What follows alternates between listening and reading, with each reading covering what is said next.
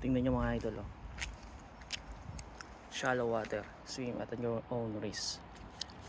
Yan, nagpa-paddle boat. Check natin. Di ba tayo maliligo? Tingnan na natin. Ito yung lino ng tubig, oh.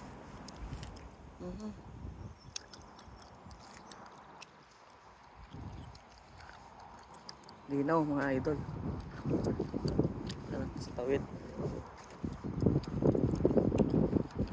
Ganda. Ang ganda ng ano dito mga idol. Tingnan nyo. Namnamin. Yan. Ang kalikasan dito, no? Be one with nature ka talaga dito mga idol. Yan. Ngayon lang may nag-aano pa doon, no? Basta yun, ngayon.